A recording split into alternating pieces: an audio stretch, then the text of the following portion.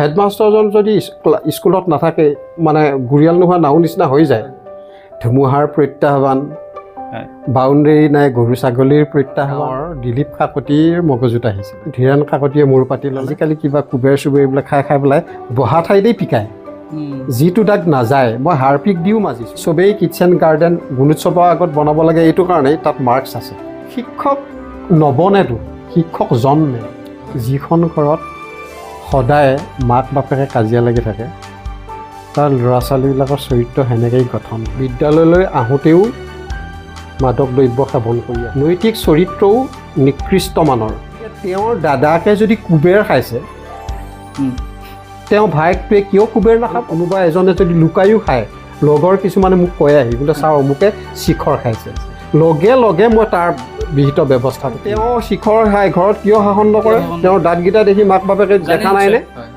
তেওঁ ঘৰত নিশ্চয় খায় গাঁৱত খায় আৰু শিখৰ খায় পইচা ক'ত পায় আৰু ল'ৰা ছোৱালীক অত্যন্ত মৰম কৰিব লাগে দেই মৰমতহে বহ হয় সিহঁতৰ এনেকুৱা ৰঙা চকু দেখুৱাই আজিকালি নহয় আমাৰ ল'ৰা ছোৱালীবিলাক কি হয় ইংৰাজীত অলপ দুৰ্বল অলপ নহয় ভালকৈ দুৰ্বল আৰু ইংলিছ বুলি ক'লে ভয় খায় নিজৰ মাতৃভাষাত শিকিলে কনচেপ্ট ক্লিয়াৰ হয় পাঠ্যক্ৰমে কিন্তু এলেহুৱা হ'বলৈ শিকাইছে পাঠ্যক্ৰমে আমাক নিবনুৱা হ'বলৈ শিকাইছে প্ৰায় 40-50 লাখ টকা ইনকাম কৰে বছৰি নমস্কাৰ আমি কৈছোঁ আন এটা খণ্ডলৈ আপোনালোকক স্বাগতম জনাইছোঁ আজি আমি আন এজন বিশেষ ব্যক্তিৰ সৈতে আপোনালোকৰ আগত চিনাকি কৰাই দিম সেই ব্যক্তিগৰাকী আমাৰ হাতীবাদ গাঁৱৰী হাতীবাদ মধ্য ইংৰাজী বিদ্যালয়ৰ প্ৰধান শিক্ষক তেওঁক আমি আজিৰ অনুষ্ঠানটিত বিভিন্ন ধৰণৰ প্ৰশ্নবোৰ সুধিম প্ৰায়বোৰ প্ৰশ্নই আমি শিক্ষাৰ লগত জড়িত প্ৰশ্ন সুধিম আমি অনুষ্ঠানলৈ আগবঢ়াৰ আগতেই তেখেতক এখন ফুলাম গামোচাৰে সম্বৰ্ধনা জনাব খুজিছোঁ মই সম্বৰ্ধনা জনাবলৈ দাদাক অনুৰোধ জনাইছোঁ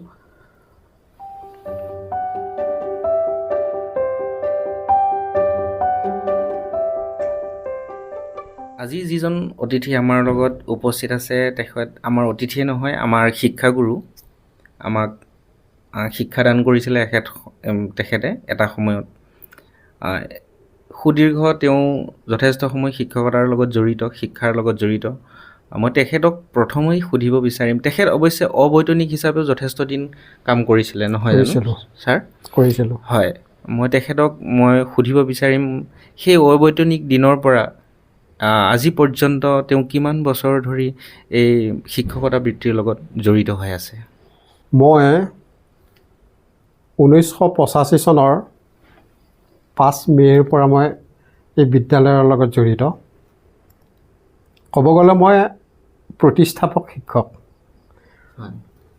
বিদ্যালয়খন যেতিয়া প্ৰতিষ্ঠা হয় এই কথাটো প্ৰথম আমাৰ গাঁৱৰ মগজুত আহিছিলে আমাৰ দিলীপ কাকতিৰ মগজুত আহিছিলে কিন্তু কথাটো বাগৰি গৈ পেলাই মানে তেওঁ যেতিয়া বৰঙাবাৰীত ছাৰ্ভিচ হোৱাৰ পিছত ধীৰেণ কাকতিয়ে মূৰ পাতি ল'লে সেই তেনেকৈয়ে আমি গাঁৱৰ পৰা বাঁহ ধান এইবিলাক গোটাই মেলি আমি স্কুলখন প্ৰতিষ্ঠা কৰিছিলোঁ তেতিয়াই আচলতে 1980 চনতেই স্কুল প্ৰতিষ্ঠা হৈছিলে তেতিয়া নামঘৰত চলিছিল দেই আমাৰ ঘৰ নাছিলে নামঘৰত চলিছিল তাৰপিছত মই 1985 চনৰ 5 মে'তহে যোগদান কৰিছোঁ তেতিয়াৰ পৰা আজিলৈকে শিক্ষাৰ লগত জড়িত আৰু হয় হয় যিসকল আপোনাৰ সময়ৰ শিক্ষক আৰু বৰ্তমান সময়ত যিসকল শিক্ষক নিযুক্তি হৈছে তেওঁলোকৰ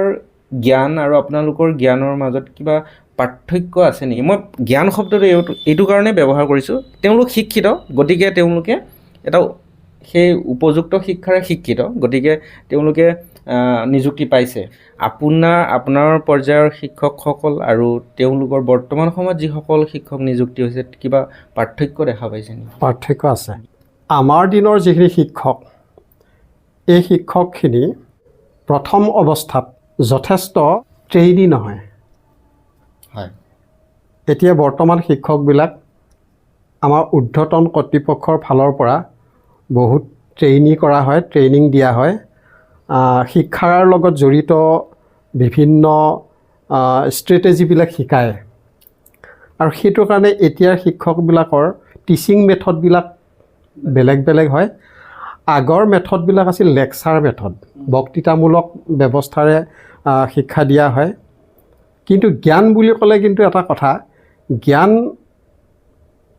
হয়তো এজন শিক্ষিত মানুহ বহুত শিক্ষিত, কিন্তু জ্ঞান নাথাকিবও পাৰে। মই সেইকাৰণে জ্ঞান শব্দটো ব্যৱহাৰ আৰু কোনোবা এজন শিক্ষা দীক্ষা নাই, তেওঁ কিন্তু যথেষ্ট জ্ঞানীও হ'ব পাৰে দেই। অভিজ্ঞতাইহে মানুহক পুষ্ট কৰে। মানুহ কৰ্মস্থলীত যিমান অভিজ্ঞ হ'ব, তেওঁ সিমান সেই দিশত পুৰঠ হ'ব। আৰু তেওঁৰ আমাৰ শিক্ষাৰ লগত জড়িত কথা কৈছোঁ, তেওঁ শৈক্ষিক দিশত নিজা কিছুমান ক্ৰিয়েটিভিটি ষ্ট্ৰেটেজি উলিয়াব পাৰিব। যিহেতু আমি বহু সময় কণ কণ ল'ৰা ছোৱালীৰ লগত জড়িত, গতিকে সেই কণ কণ ল'ৰা ছোৱালীৰ লগত কেনেকৈ সিহঁতৰ লগত পাঠদান আদান প্ৰদান কৰিব লাগে, এই কথাটো আমাৰ অভিজ্ঞতাই শিকাইছে। কিন্তু জ্ঞান বুলি ক'লে এজন বয়সস্থ মানুহৰ জ্ঞানটোতো সাধাৰণতে বেছি হয়েই। এতিয়া বৰ্তমান যিখিনি শিক্ষক নিযুক্তি দিয়া হৈছে, তেওঁলোক এডুকেটেড, কিন্তু কোনোবা শিক্ষক জ্ঞানী নহ'বও পাৰে। মই সেই বুলি এইটো কোৱা নাই যে আমাৰ শিক্ষকবিলাক জ্ঞানী নহয়, এইটো কথা কোৱা নাই। এইটো মোক কথা কোৱা নাই। এতিয়া বৰ্তমান যিখিনি শিক্ষক নিযুক্তি দিছে চৰকাৰে, এইখিনি কিন্তু যথেষ্ট ভাল শিক্ষক দিছে। মই টেটৰ কথাই কৈছোঁ। টেটৰ যিখিনি শিক্ষক মেৰিট বেচিছতহে পাইছেতো, গতিকে তেওঁলোকৰ যথেষ্ট নলেজ আছে, ভাল হৈছে, সেইটো কথা। আৰু আগৰ শিক্ষকখিনি মই সেই ক'লোঁ, প্ৰথম অৱস্থাত ট্ৰেইনিং আমাৰ ব্যৱস্থা নাছিল, তাৰপিছতহে ট্ৰেইনিঙৰ ব্যৱস্থা হৈছে, ট্ৰেইনিং দিয়াই আছে। গতিকে সেইফালৰ পৰা এতিয়া বৰ্তমান শৈক্ষিক যিটো বাতাবৰণ, এইটো বহুত উন্নত হৈছে। সপোন, এটা কথা মন কৰিলানে, আমি খণ্ডটো আৰম্ভ কৰিলোঁ, কিন্তু আমাৰ শিক্ষাগুৰু, গতিকে তেখেতক আমি ভাবিলোঁ, আমি যেতিয়া চিনি পাওঁ, কথাটো আমাৰ ৰৈ গ'ল। তেখেতৰ নাম মাননীয় শ্ৰীযুত মুনীন্দ্ৰ কুমাৰ নাথ। তেখেত হাতীবাদ আঞ্চলিক মধ্য ইংৰাজী বিদ্যালয়ৰ বৰ্তমানৰ প্ৰধান শিক্ষক। এই কথাটো আমাৰ ৰৈ গ'ল, গম পাইছেনে? এতিয়া মই পিছৰ প্ৰশ্নৰ কাৰণে তোমালৈ মাইক্ৰফোনটো আগুৱাই দিছোঁ। যিহেতু আপুনি বৰ্তমান এগৰাকী প্ৰধান শিক্ষক, বিদ্যালয়খন সুচাৰুৰূপে চলাব লগা হয়, মই জানো এগৰাকী প্ৰধান শিক্ষক হিচাপে বিদ্যালয়ত বিভিন্ন ধৰণৰ প্ৰত্যাহ্বান কিছুমান আহে, সেই প্ৰত্যাহ্বানবিলাকৰ সন্মুখীন হ'ব লগা হয়। তেনেকুৱা অভিজ্ঞতা কিবা আছে নেকি? এনেকুৱা প্ৰত্যাহ্বান আপোনাৰ জীৱনত আহিছেনে? মানুহে যেতিয়া প্ৰত্যাহ্বানৰ সন্মুখীন হয় আৰু সেই প্ৰত্যাহ্বানক যেতিয়া মানে জয় কৰিব পাৰিব, তেতিয়াহে এজন শিক্ষকে আচল অভিজ্ঞতা ল'ব পাৰিব। মই কোনটো ক্ষেত্ৰত কৈছোঁ, কেতিয়াবা CRCCয়ে 9টা বাজিত ফোন কৰে যে অমুকটো ৰেকৰ্ড লাগে, কাইলৈ মই 10টা বাজিত ছাবমিট কৰিব লাগে। মই আমাৰ চকীদাৰক ফোন কৰি মাতি অফিচ ৰুম খুলি ৰেকৰ্ড আনি ৰাতি প্ৰায় 2টা-2:30লৈকে বহি পেলাই মই ৰেকৰ্ড লগে লগে ছাবমিট কৰোঁ। আৰু এটা কথা, এই আপোনাৰ মুখত শুনি মই ক'ব বিচাৰিছোঁ যে CRCC কৈছে যে তেখেতৰ ভূমিকা কি, আৰু কিছু দৰ্শকে হয়তো জানিব বিচাৰিব, বহুত দৰ্শক আছে। CRCC আমাৰ ব্লকৰ কিছুমান ক্লাষ্টাৰ থাকে, ক্লাষ্টাৰত ভাগ কৰা হয়। এই ক্লাষ্টাৰবিলাকত একোজন CRCC থাকে। এইটো কিয় কৰিছে, আগৰ CRCC তেনেকুৱা ব্যৱস্থা নাছিল, ক্লাষ্টাৰ নাছিল। গতিকে প্ৰধান শিক্ষকবিলাক কি হয়, 10 বাজিতে ওলাই যাবলগীয়া হয় অফিচৰ কামত, সৰু কাম এটা কাৰণেও অফিচত যাবলগীয়া হয়, আৰু যাৰ কাৰণে নেকি গোটেই দিনটো এনেই গুচি যায়। হেডমাষ্টাৰজন যদি স্কুলত নাথাকে, মানে গুৰিয়াল নোহোৱা নাও নিচিনা হৈ যায়। সেইটো কাৰণে চৰকাৰে চিন্তা চৰ্চা কৰি পেলাই ক্লাষ্টাৰ ব্লকত কিছুমান ক্লাষ্টাৰ সৃষ্টি কৰিলে, আৰু সেই ক্লাষ্টাৰৰ একোজন মুৰব্বী দিলে, যাৰ মানে পদবীটোৰ নাম হ'ল CRCC। আমাৰ কিছুমান কাম আমি কৰোঁ, হয়, আমি স্কুলৰ কামবিলাক কৰোঁ, কিন্তু তেওঁলোকে আমাক মানে পৰ্যবেক্ষণ কৰি থাকে, পৰামৰ্শ দিয়ে, কিছুমান দিহা পৰামৰ্শ, আৰু আমি দিয়া ডকুমেণ্টছবিলাক আমি অফিচত নোযোৱাকৈ CRCCক দিলেই হৈ যায়। মই মাজতে আৰু এতিয়া ডিজিটেলি যুগ, হোৱাটছআপত দিলেই অফিচে পাই যায়। গতিকে আমাৰ অফিচলৈ যোৱা যিটো বাৰ্ডেন, এইটো কিন্তু কমি গৈছে। প্ৰত্যাহ্বানৰ কথাটো সুধি আছিলোঁ, তাত আৰু ক'ব লগা আছে নেকি? প্ৰত্যাহ্বানটো বহুত আছে। হয় মই বিদ্যালয়ত সোমোৱাৰ পৰা প্ৰত্যাহ্বানেই প্ৰত্যাহ্বান, ধুমুহাৰ প্ৰত্যাহ্বান, বাউণ্ডেৰী নাই গৰু ছাগলীৰ প্ৰত্যাহ্বান। এতিয়া আটাইতকৈ ডাঙৰ কথা হৈছে, এইটো মই প্ৰকাশ নকৰোঁ বাৰু, পৰিৱেশটো স্কুলৰ যিটো বাউণ্ডেৰী নোহোৱাৰ কাৰণে স্কুলৰ পৰিৱেশটো বেয়া হৈছে। যিবিলাক চকুৰে চাবলগীয়া নহয়, তাৰমানে মই ৰাতিপুৱা সোনকালে যাওঁ, যাই পেলাই সেইবোৰ পা পৰিষ্কাৰ কৰাওঁ। বাৰাণ্ডাত বহি কিছুমান অপকৰ্ম হৈ থাকে ৰাতি, আৰু যিবিলাক নেকি ছাত্ৰ ছাত্ৰীয়ে দেখিব বুলি মই সোনকালে গৈ কিন্তু সেইবিলাক পা পৰিষ্কাৰ কৰি দিওঁ। কৰিডৰ এটা আছে, কৰিডৰটোত গৰমৰ দিনত সেইফালে বতাহ আহে। আমাৰ গাঁৱৰ কিছুমান যিবিলাক ড্ৰপ আউট ছাত্ৰ ছাত্ৰীবিলাকে তাত বহি পেলাই এই আজিকালি কিবা কুবেৰ চুবেৰ এইবিলাক খাই পেলাই বহা ঠাইতেই পিকায়। যিটো দাগ নাযায়, মই হাৰপিক দিও মাজিছোঁ, মাজি এবুকুলৈকে মই ব্লেক কালাৰ মাৰি দিছোঁ। ইও এটা সৰু সুৰা প্ৰত্যাহ্বান, যিটো মই আজিলৈকে সেইটো নোহোৱা কৰিব পৰা নাই। বাউণ্ডেৰী ৱাল এখনতো লাগে। বাউণ্ডেৰী ৱাল এতিয়া বৰ্তমান 200 মিটাৰ আহিছে অৱশ্যে, কাম আৰম্ভ হ'ব পূজাৰ পিছতে চাগৈ। এই এনেকুৱা কিছুমান প্ৰত্যাহ্বান, বাকী তেনেকুৱা নাই। এনেই বিদ্যালয়ত শিক্ষক আৰু ছাত্ৰ ছাত্ৰীৰ যিমান অনুপাতটো থাকিব লাগে সেই হিচাপে আছেনে বাৰু? আছে, সেই হিচাপেই আছে। কিন্তু হ'লেও মই ভাবোঁ মোৰ ব্যক্তিগত অপিনিয়ন, এখন বিদ্যালয়ত ছাবজেক্ট ৱাইজ টিচাৰ থকাটো খুবেই প্ৰয়োজন। খুবেই প্ৰয়োজন, কাৰণ 2012 চনত আমাৰ হিন্দী শিক্ষক মাননীয় তেওঁ প্ৰয়াত হাছেন আলী ডাঙৰীয়া, তেওঁ ঢুকাল 2012 চনতেই ঢুকাইছে। তেতিয়াৰ পৰা আমাৰ বিদ্যালয়ত হিন্দী শিক্ষক নাই। কমিটিয়ে গাঁৱৰে এজন মাধৱ মেধি নামৰ এজনক অবৈতনিকভাৱে তেওঁক হতুৱাই থকা হৈছে। তেওঁ অবৈতনিকভাৱে খাটি আছে। তেখেতক আমি এই অনুষ্ঠানৰ জৰিয়তে আমি ধন্যবাদ জ্ঞাপন কৰিব লাগিব। নিশ্চয়।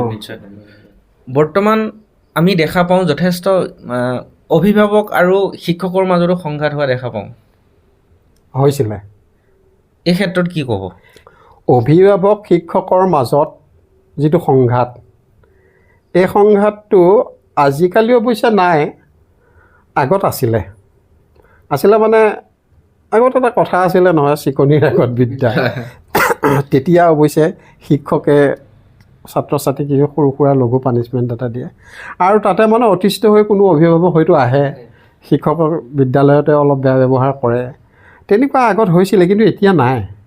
এতিয়া অভিভাৱকবিলাকো ভাল হ'ল। ছাৰ, এতিয়া আপুনি এই চিকনিৰ আগত বিদ্যা বুলি কওঁতে আমাৰ মনত আছে মুনীন্দ্ৰ ছাৰ বুলি ক'লে আমি ভয় খাই থাকোঁ। তাৰপিছত প্ৰভুত ছাৰ, ভুৱন ছাৰ, তেওঁলোকক ভয় খাই থাকোঁ। তেওঁলোক আহিলে আমাক ইমান ধুনীয়াকৈ শিক্ষা দিছিলে, আমাক পিটিছিলেও, কিন্তু যথেষ্ট পিটিছিলে। আপুনিও পিটিছিলে, আপোনাৰ হাতত মানে পিটন খাই পাইছোঁ যথেষ্ট। তথাপি আমি কিবা এটা আপোনালোকৰ পৰা ল'ব পাৰিছোঁ বুলি ভাবিলোঁ। কিন্তু এডুকেশ্যনৰ এটা পলিচি আছে, এটা যে শাস্তি আৰু পুৰস্কাৰ, যেনেকৈ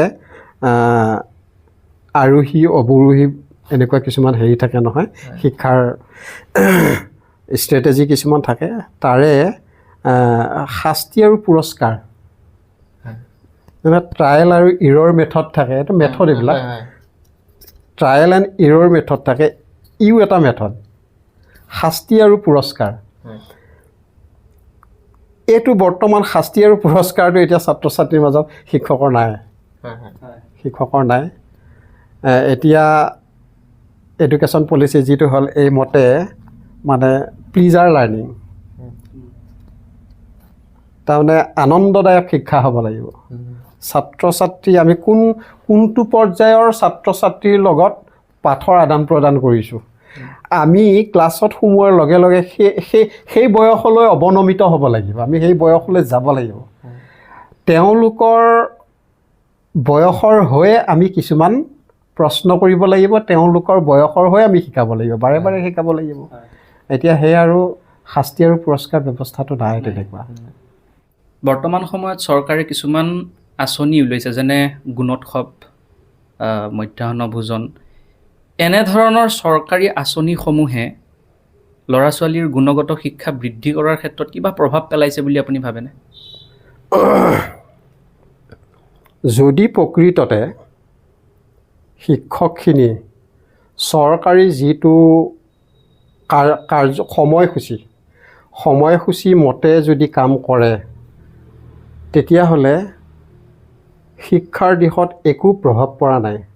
আৰু যদি সময়সূচী মতে কাম নকৰে, তেতিয়াহ'লে শিক্ষাৰ ক্ষেত্ৰত প্ৰভাৱ পৰিছে বুলি মই ক'ম। এইটো কাৰণেই আমি সাধাৰণতে 12:30 লেজাৰ দিব লাগে। মধ্যাহ্ন ভোজন বুলি যদি আমি 12টাতেই লেজাৰটো দিওঁ, জিৰণিটো দিওঁ, 1 ঘণ্টা গুচি গ'ল, অৰ্থাৎ আমাৰ এটা ক্লাছ মাৰ গ'ল। এই ক্ষেত্ৰত শিক্ষকখিনি সতৰ্ক হ'ব লাগিব। সতৰ্ক হ'লে চৰকাৰী যিবিলাক আঁচনি, এই আঁচনিবিলাকত বেয়া হোৱা নাই, কিন্তু চৰকাৰী আঁচনিবিলাকে ছাত্ৰ ছাত্ৰীক ভাল কৰিছে। কিন্তু বৰ্তমান সময়ত কেতিয়াবা আমি আজিকালি ছ'চিয়েল মিডিয়াৰ যুগ, বহুত কিবা কিবি নিউজ আমি শুনি থাকোঁ মাজে মাজে। চবতেই নহয়, 100%টো বেয়া হ'ব নোৱাৰে, কিন্তু ক'ৰবাত নহয় ক'ৰবাত কিছুমান বিদ্যালয়ত কিছুমান বিসংগতি দেখিবলৈ পোৱা যায়। হয়, কিছুমান বিসংগতি হয়। সেই মই ক'লোৱেই নহয়, যদি শিক্ষকখিনি এই ক্ষেত্ৰত সতৰ্ক হয়, সময়সূচীৰ প্ৰতি যদি চোকা দৃষ্টি ৰাখি সময়মতে কাম কৰে, তেতিয়াহ'লে প্ৰভাৱ পৰিব বুলি মই নাভাবোঁ। ছাৰ, গুণোৎসৱৰ কথাটো আহোঁতে মোৰ মনলৈ এটা প্ৰশ্ন আহিছে। কথাটো কোৱা হোৱা নাই। গুণোৎসৱৰ উৎসৱৰ কথা কওঁতে দেখা পাওঁ, সকলো বিদ্যালয়ৰ কথা ক'ব যোৱা নাই, মানে অধিকাংশ বিদ্যালয় গুণোৎসৱৰ কিছুদিন আগলৈ বিদ্যালয়খন বৰ ধুনীয়া হৈ থাকে, সময়মতে চলি থাকে। যথেষ্ট বিদ্যালয়তে দেখা পাইছোঁ, সকলো বিদ্যালয় নহয়, এইটো আকৌ উল্লেখ কৰিব বিচাৰিছোঁ। শিক্ষকসকলো সময়মতে ধুনীয়াকৈ আহে, খুব ধুনীয়াকৈ পঢ়ায়, আৰু খুব ধুনীয়াকৈ ছাত্ৰ ছাত্ৰীসকলক দেখি ভাল লাগে। ইমান ধুনীয়া পৰিৱেশ এটা কিছুদিন আগলৈ, গুণোৎসৱৰ আগদিনাখনলৈ বা গুণোৎসৱৰ দিনাখনলৈ। তাৰপিছতে আপোনাৰ যদি বিদ্যালয়খনত কিবা ফুলনি বাগিচা বনাইছিলে, কিবা শাক পাচলিৰ বাগিচা বনাইছিলে, কিবা বনাইছিলে, এইবিলাক নাইকিয়া হৈ যায় গুণোৎসৱটো যোৱাৰ পিছতে, আৰু সেই পৰিৱেশটোও নাইকিয়া হৈ যায়। এই ক্ষেত্ৰত কিবা ক'ব নেকি আপুনি? তাগিদা, ঊৰ্ধ্বতন কৰ্তৃপক্ষৰ তাগিদা। আচলতে মই ক'লোৱেই, আমাক যিটো ন্যূনতম ইক' ক্লাব বুলি পইচা অলপ দিয়ে, সেইখিনিৰে কিটচেন গাৰ্ডেন এখন বনাব লাগে, সৰুকৈ হ'লেও। চবেই কিটচেন গাৰ্ডেন গুণোৎসৱৰ আগত বনাব লাগে, এইটো কাৰণেই তাত মাৰ্কছ আছে, গতিকে চবেই বনায়। এই অলপ আগতে মই কৈছিলোঁ যে বাউণ্ডেৰী নোহোৱা সংক্ৰান্তত সদায়তো হেডমাষ্টাৰ এনিটাইম স্কুলততো নাথাকে, গতিকে কি হয়, এই গৰু ছাগলীয়ে এইবোৰ নষ্ট কৰে, তাৰ বেৰণবিলাক নষ্ট কৰি দিয়ে। নষ্ট কৰাৰ কাৰণে কি হয়, ফুলনি বাগিচাই হওক বা এই শাক পাচলি বাগিচাই হওক, এইবোৰ নষ্ট হৈ যায়গৈ। এই ক্ষেত্ৰত হয়, শিক্ষকখিনি এই ক্ষেত্ৰত দায়ী, প্ৰধান শিক্ষক, বিশেষকৈ প্ৰধান শিক্ষকবোৰ এইখিনি ক্ষেত্ৰত দায়ী। অলপ চোকা নজৰ ৰাখিব লাগে, মেৰামতি লগে লগে কৰিব লাগে, কিন্তু কৰিবনো ক'ৰ পৰা? যিটো চৰকাৰে পইচা দিয়ে ইতিমধ্যে সেইটো খৰচ কৰি গাৰ্ডেনখন বনালেই, তাত শাক পাচলি কিবা কিবি কৰা হ'ল, গুণোৎসৱ গ'ল, বাছ। আপোনাৰ বাউণ্ডেৰী নথকাখিনিতো কথাটো বেলেগ, বাউণ্ডেৰী থকা বিদ্যালয়তো দেখিছোঁ। সেইটোৱে মই অলপ আগতে ক'লোঁ, যদি শিক্ষাবৃত্তিটোক, শিক্ষকৰ যিটো শিক্ষক বৃত্তি, এই শিক্ষক বৃত্তি উপাৰ্জনমুখী বুলি ভাবে, উপাৰ্জনৰ পথ বুলিহে ভাবে, তেনেকুৱা হ'বই। আৰু এটা কথা, শিক্ষক নবনেতো, শিক্ষক জন্মে। শিক্ষক জন্মে, শিক্ষক নবনে। আমি এতিয়া শিক্ষক আমাক বনাইছে, গতিকে এইটো পৰিৱেশ নাই আপোনাৰ দৰে কিছু শিক্ষকক আচলতে ভগৱানে জন্মহে দিছে মই ইতিমধ্যে আমাৰ শিক্ষাগুৰুসকলৰ নাম লৈ গৈছোঁ Dhiren Kakati sir Prabodhnath sir Bhuwan sir আমাৰ প্ৰয়াত তেওঁক শ্ৰদ্ধাৰে সোঁৱৰিছোঁ হিন্দী ছাৰ হাছেন আলী ছাৰ তেওঁলোকতো জন্মিছে আমি আপোনালোকৰ শিক্ষাৰে শিক্ষিত হৈ যথেষ্টখিনি শিকিছোঁ আৰু এটা প্ৰশ্ন মোৰ মনলৈ আহিছে কেৱল শিক্ষকসকলকেই সাধাৰণতে দুখ দি থকা দেখা পাওঁ আমি ৰাইজে যে অভিভাৱকসকলেও কিছু কৰণীয় আছে যথেষ্ট আছে এতিয়া আমি দেখা পাওঁ ছাৰ শিক্ষকক কেনেকৈ সন্মান কৰিব লাগে ন্যূনতম সন্মানখিনি কৰা আমি দেখা নাপাওঁ সেইখিনি নৈতিক দায়িত্ব হয় অভিভাৱকসকলৰ বেছি থাকে মোৰ মতেদি আমি ভবা ধৰণে এই নৈতিকতাৰ কিবা অভাৱ ঘটিছে নেকি বাৰু যিখন ঘৰত সদায় মাক বাপেকে কাজিয়া লাগি থাকে তাৰ ল'ৰা ছোৱালীবিলাকৰ চৰিত্ৰ সেনেকেই গঠন হয় এজন শিক্ষকৰ বিষয়ে যদি ঘৰত বেয়াকৈ সমালোচনা হৈ থাকে সেই মানুহজনৰ যিখিনি ল'ৰা ছোৱালী শিক্ষকৰ প্ৰতি সন্মানটো কমে অট'মেটিক কমি যায় কাৰণ তেওঁলোকে শুনিয়ে আছে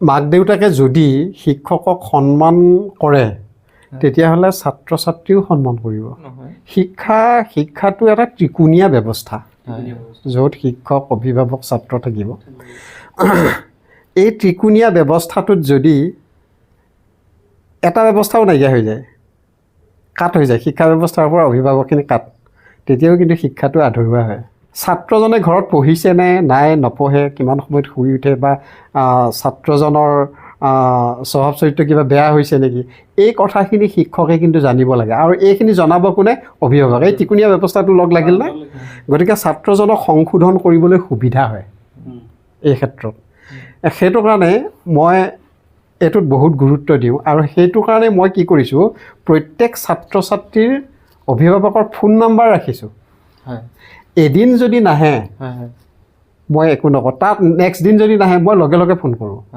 মই সেইদিনাখন ফোন কৰিমেই ফোন কৰি মই জানি ল'ম যে আপোনাৰ ল'ৰাটো কিয় অহা নাই বা আপোনাৰ ছোৱালীজনী কিয় তো বেমাৰ আজাৰতো হ'ব পাৰে গতিকে মই খবৰ লওঁ এইটো কাম মই কৰোঁ গতিকে এইটো এটা ত্ৰিকোণীয়া ব্যৱস্থা এই ব্যৱস্থাটো প্ৰত্যেক শিক্ষকে কিন্তু ৰখাটো উচিত যিমানেই শিক্ষকে ছাত্ৰ ছাত্ৰীক নিজৰ প্ৰতি আকৰ্ষিত কৰিব পাৰিব তেওঁলোকৰ আগ্ৰহটো সিমান নিজলৈ আনিব পাৰিব আগ্ৰহটো বঢ়াব পাৰিব আৰু আগ্ৰহটো বঢ়ালেহে তেওঁলোকৰ পাঠত মনোযোগটো বহিব ফলাফলটো সেইটো কাৰণে ভাল হ'ব কিছুদিনৰ আগতে নিউজত পাইছিলোঁ আপোনালোকে পাইছে নিশ্চয় ছাত্ৰ আৰু শিক্ষকৰ মাজৰ সংঘাত কিছুদিন আগতে নগাঁৱত এজন শিক্ষকক ক্লাছৰ ভিতৰতে হানি খুচি হত্যা কৰিলে আৰু কেইদিনমানৰ আগত শুনিলোঁ এই দৰঙৰ ফালে নেকি দুজন ছাত্ৰৰ মাজত স্কুলতেই কাজিয়া হ'ল আৰু এজনে এজনক হত্যা কৰি পেলালে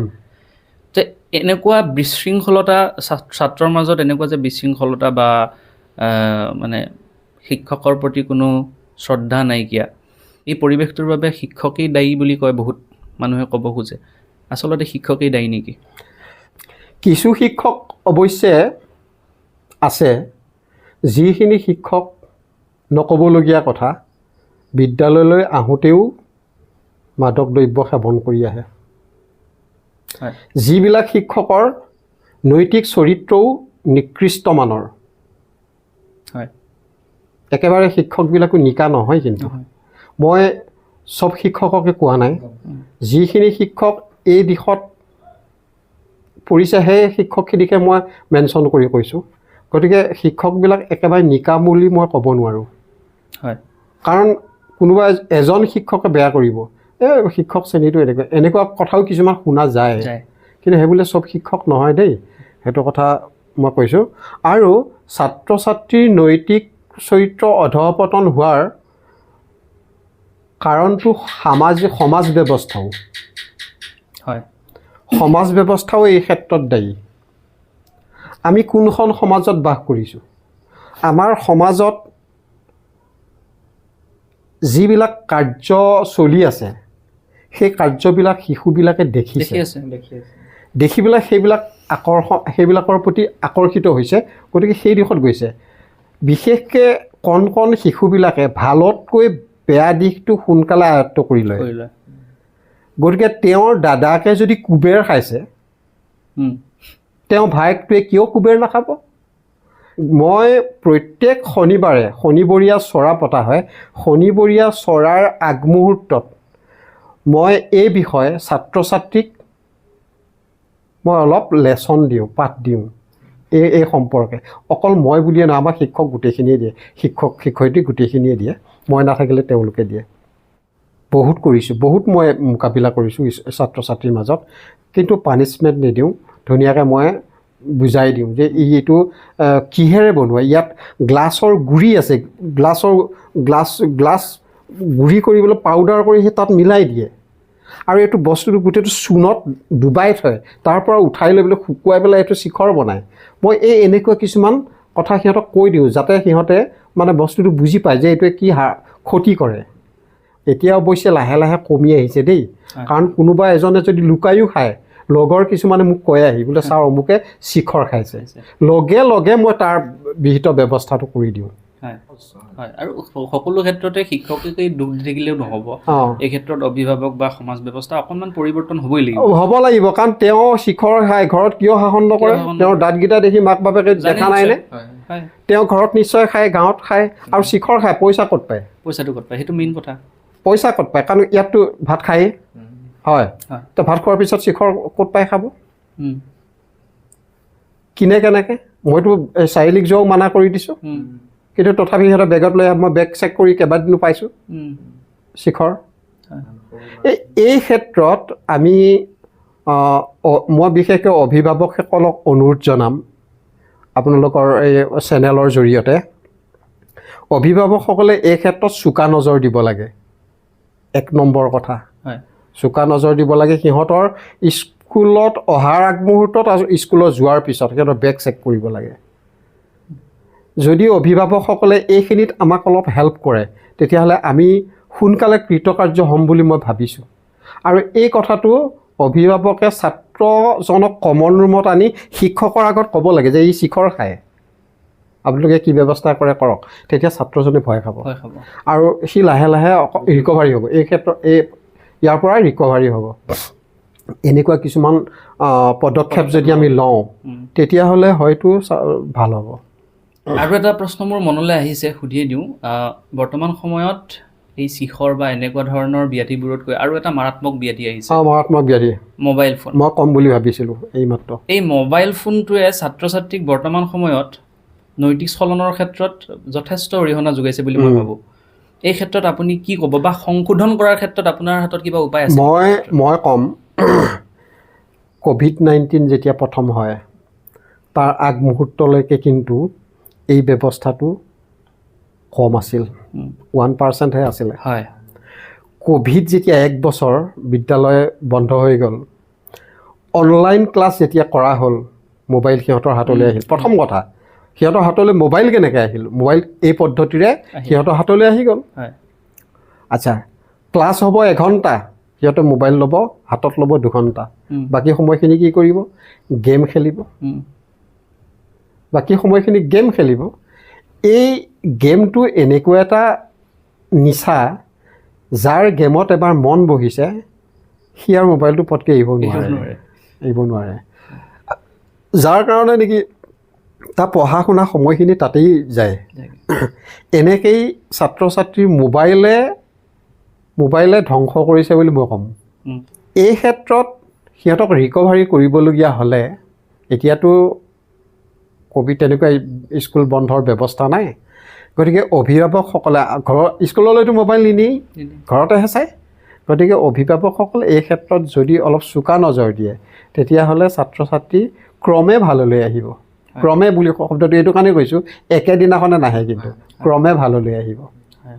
ধৰি লওক আপোনাৰ স্কুলৰ বিদ্যালয়ৰ এজন ছাত্ৰ বা ছাত্ৰী, তেওঁৰ অভিভাৱকে একদম আপুনি পইণ্টত কৈ দিয়ক, অভিভাৱকজনে কি কি কৰিব লাগিব, কি কি কৰিলে সেই ছাত্ৰ বা ছাত্ৰীজনক আপুনি এটা পৰ্যায়লৈ নিব পাৰিব, সেইকেইটা আপুনি একদম পইণ্ট হিচাপে কৈ দিয়কচোন যে অভিভাৱকজনে অমুক অমুক কৰিব লাগে। 1 নম্বৰ, অভিভাৱকসকল ছাত্ৰ ছাত্ৰী ভাল হ'বলগীয়া হ'লে মাক বাপেক প্ৰথম ভাল হ'ব লাগিব। মাক বাপেকে ছাত্ৰ ছাত্ৰীৰ আগত কোনো বিসংগতিমূলক কথা পাতিব নোৱাৰিব, 1 নম্বৰ কথা। 2 নম্বৰ কথা, নিৰ্দিষ্ট সময়ত মাকে বা দেউতাকে হয়তো টিভি চাই আছে ল'ৰাটোৱে বা মোবাইল চাই আছে, ক'ব লাগিব যে শুন বা বোপাটো বলা পঢ়োগৈ, পঢ়াগৈ নহয় পঢ়োগৈ। এইটো কিন্তু ডাঙৰ কথা, পঢ়োগৈ। মাক বা দেউতাকে সিহঁতৰ টেবুলত গৈ মাক বা দেউতাকেও কিতাপ এখন উলিয়াই ল'ব লাগিব আৰু ছাত্ৰ ছাত্ৰীকো বহুৱাই ল'ব লাগিব। অন্ততঃ আধা ঘণ্টা মাক দেউতাকে যদি পঢ়ে তেতিয়াহ'লে মাক বাপেকৰ পঢ়া অভ্যাস এটাও গঠন হ'ল আৰু ল'ৰা ছোৱালীকো পঢ়াত মনোযোগ বঢ়োৱা হ'ল। এটা ইঞ্জিন প্ৰথম ষ্টাৰ্ট দিব লাগিবতো, প্ৰথম ষ্টাৰ্ট দিব লাগিব। ইঞ্জিনটো যেতিয়া চালু হ'ব সি চালু হৈয়ে থাকিব, কথাটো তেনেকুৱা। গতিকে ছাত্ৰ ছাত্ৰীক প্ৰথমতে পঢ়োগৈ আহা বুলি টেবুলত বহাই নিজেও বহি পঢ়া ষ্টাৰ্ট কৰিব লাগিব। মাজে মাজে ক'বলৈ দিয়াচোন আজি তোমালোকৰ কোনখিনি হ'ল বা অংক কি কৰিলে, কিবা কৰিব দিছিল নেকি হোমৱৰ্ক ইত্যাদি কথাবিলাক সিহঁতৰ লগত পাতিব লাগিব। 2 নম্বৰ গ'ল। 3 নম্বৰ, ছাত্ৰজনৰ নৈতিক চৰিত্ৰ গঠন কৰিব লাগিব। নৈতিক চৰিত্ৰ গঠন কেনেকৈ কৰিব? সময়মতে শুব লাগিব আৰু সময়মতে উঠিব লাগিব। দেৰিলৈকে নহয়, সোনকালে খুৱাই বুৱাই বোলে 10টা বাজিত শুই যোৱা, 5 বাজিত উঠি যোৱা। নিজেও উঠিব লাগিব, মাক বাপেকেও উঠিব লাগিব, তাকো উঠাই মুখ হাত ধুৱাই ধুনীয়াকৈ খোৱা কিবা এটা যতন দি টেবুলত বহুৱাব লাগিব। নিৰ্দিষ্ট সময়ত তাক খুৱাই বুৱাই বিদ্যালয়লৈ পঠাব লাগিব, যত্ন কৰি পঠাব লাগিব। বোলে যা স্কুল সময় হ'ল যাগৈ, এইটো নহয়। স্কুললৈ গ'ল।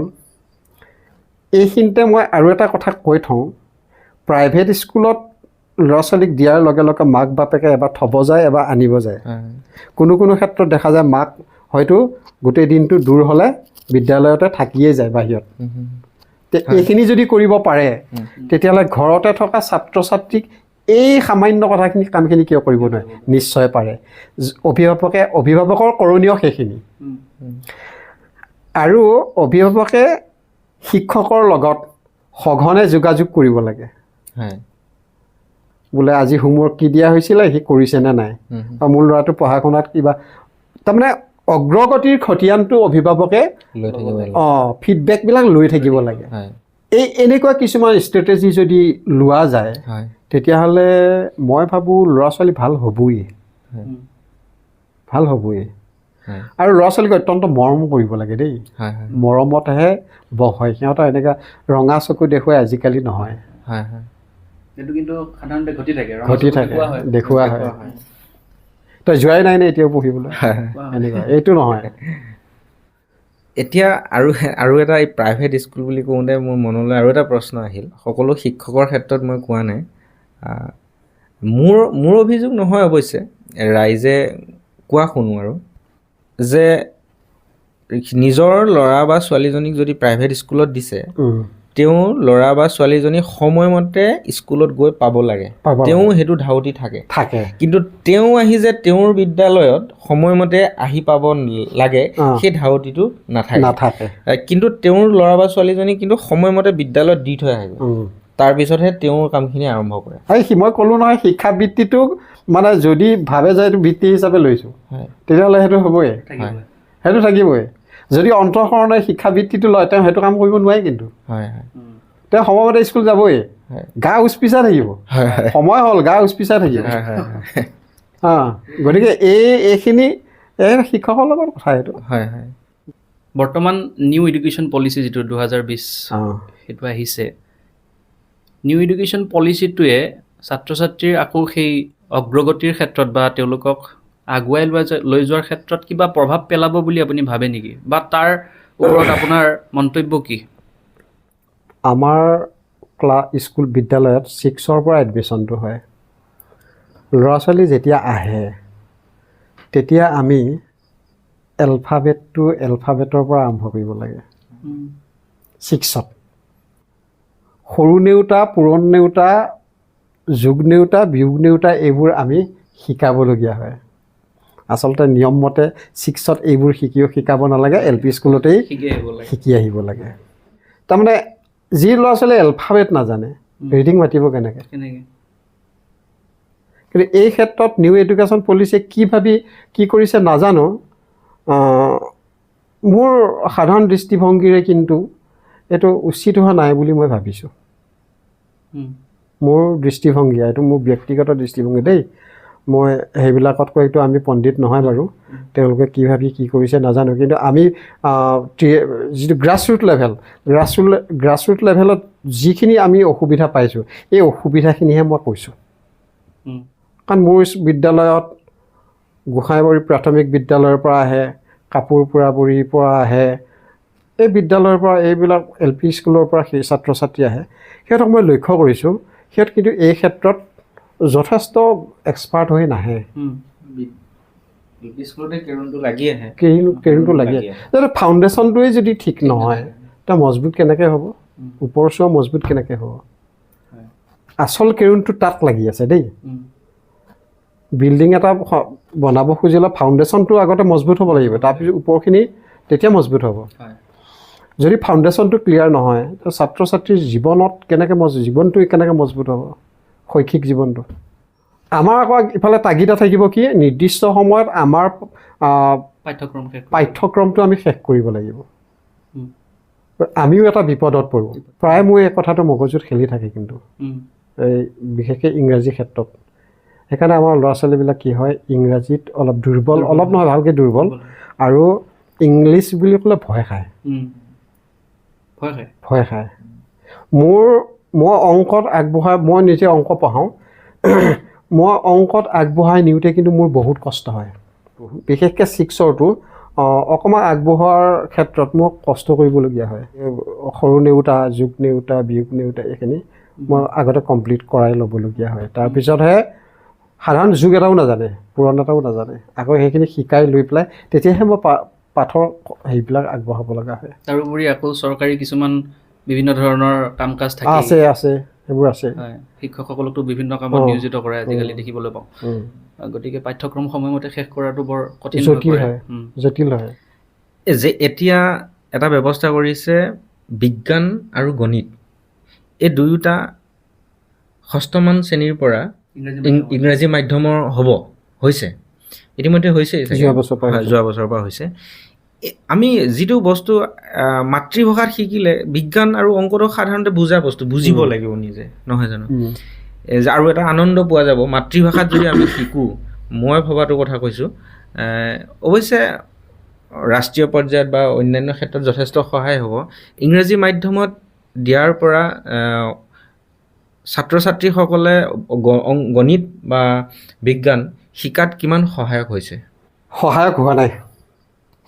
এক কথাত ক'ব গ'লে সহায়ক হোৱা নাই। কিয় হোৱা নাই বুলি কৈছোঁ, মই কোৱা কাৰণ আছে। এজন ছাত্ৰক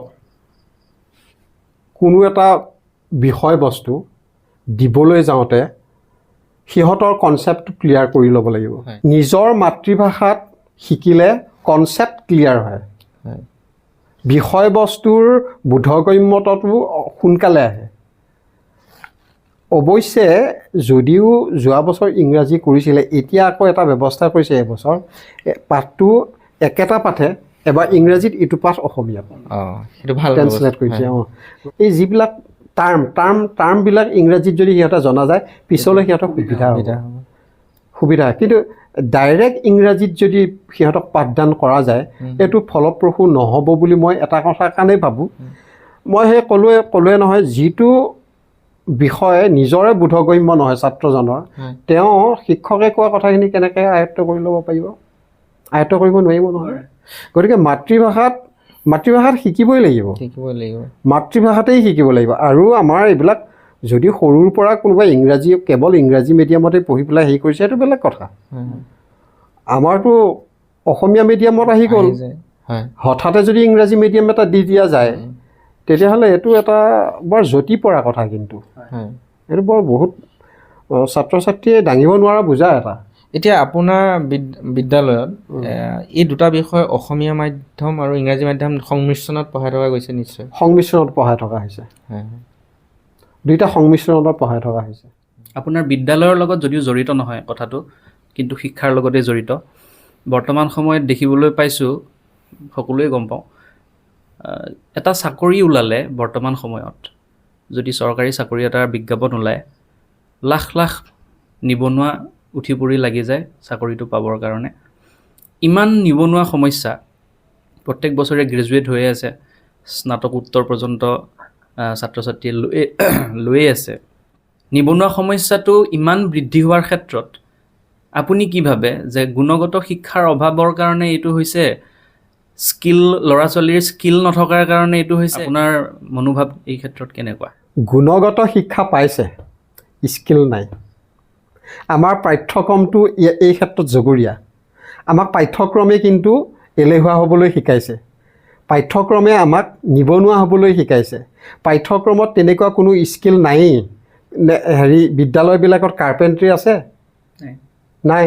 বেলেগ বেলেগ বহুত হেৰিবিলাক আছে, সেইবিলাক দিব পাৰে ছাত্ৰ ছাত্ৰীয়ে। সেইবিলাক শিকিলে আজিকালি মিস্ত্ৰীয়ে, পাকা মিস্ত্ৰীয়েতো হেৰিও আছে, পাঠ্যক্ৰম আছে, কাঠ মিস্ত্ৰীৰ পাঠ্যক্ৰম আছে, সেইবিলাক কিয় দিব নোৱাৰে? বেলেগ দেশত এজন ছাত্ৰ সৰুৰ পৰা এটা নিৰ্দিষ্ট বিষয়ত উঠি যায়। ভকেশ্যনেল ছাবজেক্টবিলাক সাধাৰণতে হাইস্কুল বা কলেজ লেভেলৰ পৰা দিয়ে চাগে, কিন্তু সৰু লেভেলৰ পৰা নিদিয়ে। সৰু লেভেলৰ পৰা প্ৰাথমিক নলেজটোতো দিব পাৰে, পাঠ্যক্ৰম এটাতো থাকিব লাগে। থাকিব লাগে। তাৰমানে সেই বিষয়ত আগ্ৰহী হ'ব ছাত্ৰ ছাত্ৰী। আগ্ৰহী কিহত হ'ব? মেকানিকেল যদি বিষয় এটা থাকিলহেঁতেন, তাত নিৰ্দিষ্ট শিক্ষক থাকিল হয়, ছাত্ৰ ছাত্ৰীয়ে সেই মেকানিকেল বিষয়টো ল'লে হয়, পঢ়িলে হয়, ভৱিষ্যতে হাইস্কুলত পোৱাৰ লগে লগে তেওঁ মেকানিকেলৰ প্ৰতি আগ্ৰহটো বাঢ়িল হয়, বহাৰ লগে লগে সেই মেকানিকত যোৱা হয়, সি মেকানিক হৈ গ'ল হয়। কোনোবা কাৰ্পেণ্ট্ৰি হ'ল হয়। কিন্তু তেনেকুৱা কোনো ভকেশ্যনেল ব্যৱস্থাই নাই। পাঠ্যক্ৰমটো এই ক্ষেত্ৰত দেই। আমাক সৰুৰ পৰা কিন্তু আমাক শিকোৱা হয়, সেনেকৈ নিবনুৱা হ'বলৈ শিকোৱা হয়।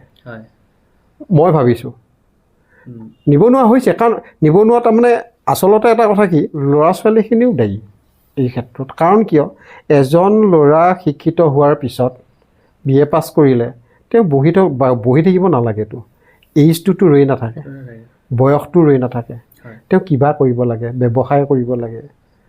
আজিকালি নিজা প্ৰত্যেকৰে মাটি আছে, বৈজ্ঞানিক পদ্ধতিত খেতি কৰক, শাক পাচলি খেতি কৰক। কিমান বৰপেটা এই টিভিত দেখিছোঁ আজি কেইদিনমানৰ আগত, এজন মানুহে প্ৰায় 40-50 লাখ টকা ইনকাম কৰে বছৰি এই শাক চব্জিত। কিয়? চৰকাৰেতো সুবিধাও দিছে, লোনৰ ব্যৱস্থা আছে, কিয় সেইখিনি নকৰে? কেৱল চাকৰিৰ ওপৰত নিৰ্ভৰশীল নহয়ে ব্যৱসায় বাণিজ্যৰ প্ৰতি আগ্ৰহী হ'ব লাগে। কাৰণ চৰকাৰে যথেষ্ট সুবিধা দিছে, বেংকে লোন দিয়ে, গতিকে পইচা পাতিৰো অভাৱ নাই। কিন্তু লোন লৈ আকৌ সেই পইচাটো সঠিকভাৱে ইউজ কৰিব পাৰিব লাগিব। কাৰণ মই এতিয়া ছোৱালীয়েও টুমটুমটো চলোৱা দেখিছোঁ, চলাই আছে। যদি ছোৱালীয়ে টুমটুম চলাব পাৰে, টুমটুমত সূতা লৈ পেলাই ব্যৱসায় কৰি ফুৰিছে, সূতা গাঁৱে গাঁৱে বিক্ৰী কৰি ফুৰিছে, দেখিছোঁ। মই সুধিছোঁ তো মাহিলী কিমানমান উপাৰ্জন হৈছে? 30-40 একে আশাই কৈছে, 30-40। তথাপিও চৰকাৰী চাকৰিৰ পিছত দৌৰি ফুৰা নাই। মই এই চেনেলৰ যোগেদি তেওঁলোকলৈ ধন্যবাদ দিছোঁ। তেওঁলোক সমাজৰ আদৰ্শ হওক। আমি যথেষ্ট সময় তেখেতৰ পৰা ল'লোঁ। তেখেতক আমাৰ ফালৰ পৰা অশেষ ধন্যবাদ জ্ঞাপন কৰিছোঁ, এইকণ সময় তেখেতৰ মূল্যৱান সময়কণ আমাক দিয়াৰ বাবে। আৰু এটা এই ক্ষেত্ৰত কৈ থওঁ, তেখেতে ইতিমধ্যে কৈ গৈছিলে শিক্ষক নবনে জন্মে। আচলতে এইখিনি কথাৰ পৰা আমি এটাই গম পালোঁ, তেখেত আচলতে শিক্ষক। কিয় ক'লোঁ মই, যিমানখিনি কথা বতৰা পাতিলোঁ সপোন নহয়, তেখেতে কিন্তু অভিভাৱকসকলক বেছি দোষ দিয়া নাই বা ছাত্ৰ ছাত্ৰীসকলক দোষ দিয়া নাই, দোষটো নিজেই লৈছে। শিক্ষকসকলক বেছি দোষাৰোপ কৰিছে, কিন্তু তেওঁ নিজে শিক্ষক। গতিকে তেওঁ এজন শিক্ষক। কাৰণ পৃথিৱীত মই ভাবোঁ ছাৰ দুটা কথা আছে। এটা কথা একদম আটাইতকৈ টান কথা, আৰু এটা হৈছে আটাইতকৈ সহজ কথা। যে মই ক'ব পাৰোঁ, একেবাৰে সহজতে ক'ব পাৰোঁ আপোনাৰ ভুল হৈছে, এইটো একেবাৰে সহজ। কিন্তু আৰু এটা আটাইতকৈ টান কথা হৈছে মোৰ ভুল হৈছে এই কথাটো। গতিকে এই কথাটো ছাৰে প্ৰকাশ কৰিছে। গতিকে তেখেত শিক্ষক হিচাপেই জন্ম হৈছে। আমি তেখেতক অশেষ ধন্যবাদ জ্ঞাপন কৰিছোঁ, তেখেতৰ সুস্বাস্থ্য কামনা কৰিছোঁ, আৰু আমাৰ অনুষ্ঠান ইমানতে সামৰিছোঁ। ধন্যবাদ, নমস্কাৰ।